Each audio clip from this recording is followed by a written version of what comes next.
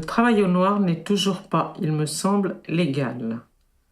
Alors, si cela vous intéresse, allez faire un petit tour sur la côte à Saint-Jean, au 11 rue Beauchère. Vous y trouverez, j'en suis sûre, un ingrédient de plus en plus fréquent, le black, ce que vous chassez sûrement encore. Le monsieur qui fait les travaux s'appelle monsieur Pralier-Claude. Il demeure à Venarmé, rue 440, Saint-Sénard. Pour le prendre sur le fait, il faudrait venir le samedi, les autres jours il est enfermé dans la maison.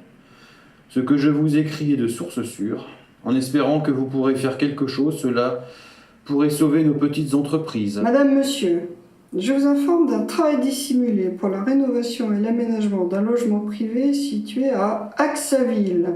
Café Tabac Les Bons Amis. Contrôlez donc cet établissement dont la propriétaire très intelligente agit en toute impunité et pensant avoir tous les droits. Ne vous laissez pas berner par cette personne car il arrive toujours.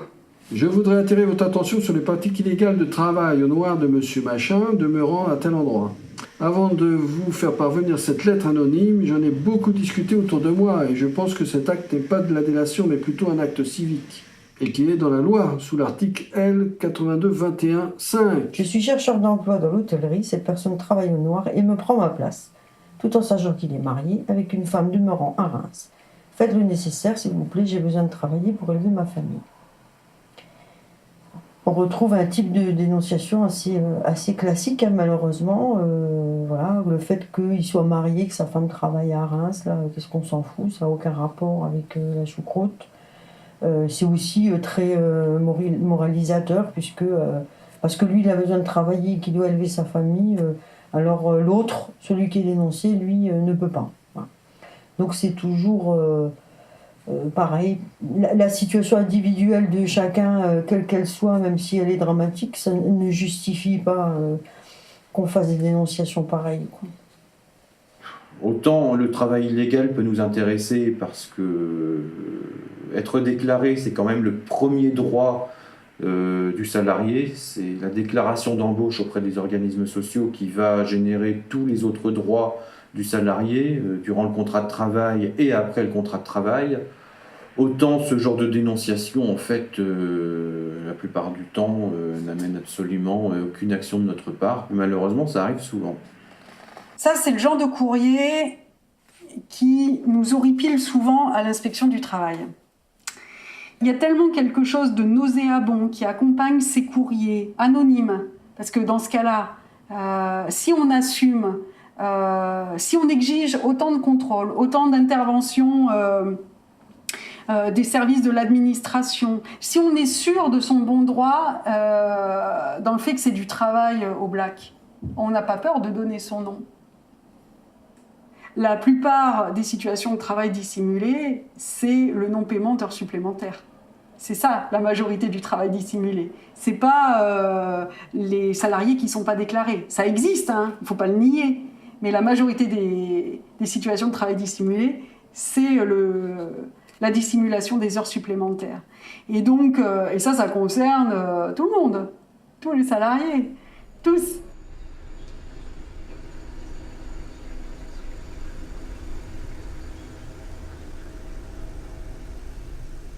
C'est un des objectifs principaux du ministère du Travail depuis des années, pour des raisons politiques.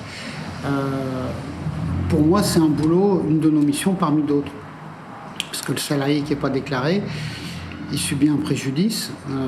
S'il est malade, il n'est pas indemnisé. S'il a un accident, il est encore moins indemnisé.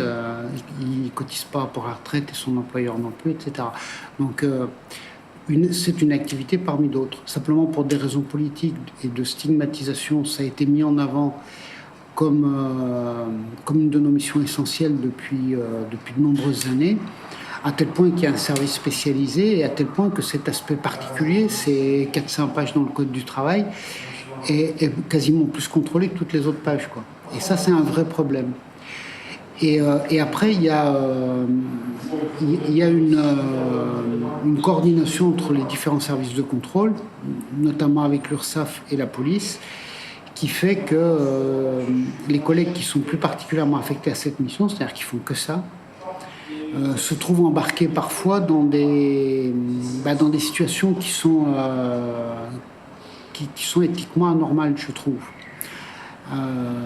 On ne cherche pas la même chose, on n'a pas les mêmes intérêts, les différents intervenants. L'URSSAF, elle cherche à faire rentrer des cotisations.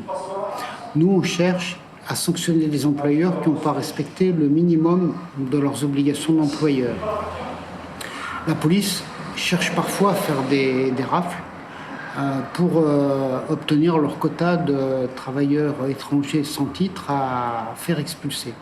Et du coup, il y a des amalgames qui sont faits, on confond tout, on confond le travail au noir avec l'emploi de travailleurs étrangers sans titre, ce qui n'est pas la même chose.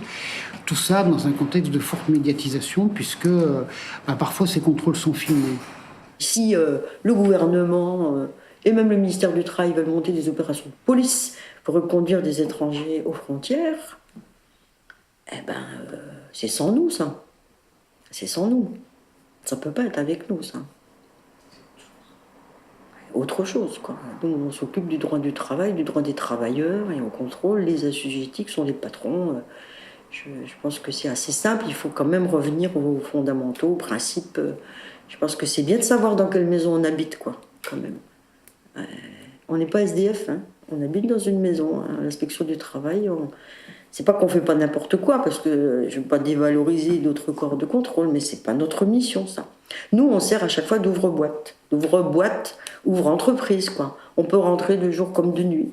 Donc, on est nécessaire parce qu'on est là pour ouvrir la clé de l'entreprise, et puis après, la chasse est ouverte. La cible est donnée.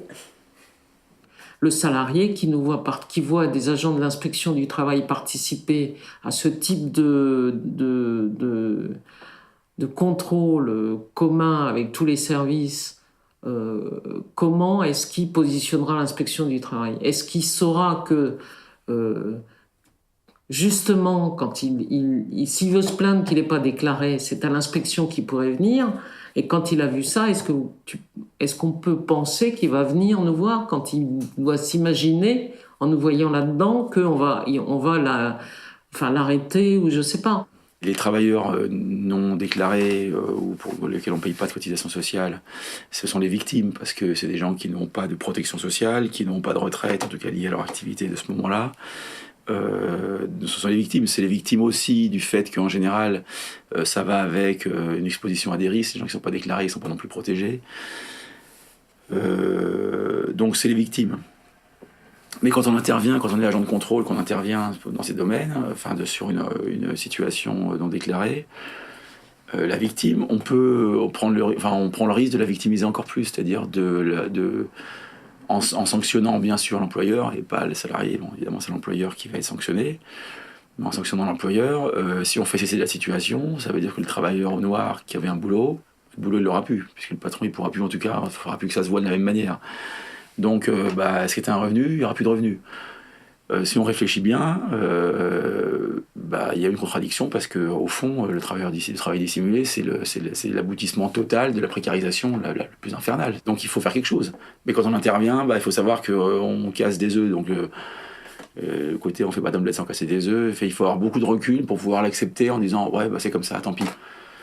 Voilà, et donc je trouve que ça fait partie des choses un peu compliquées à aborder, difficiles.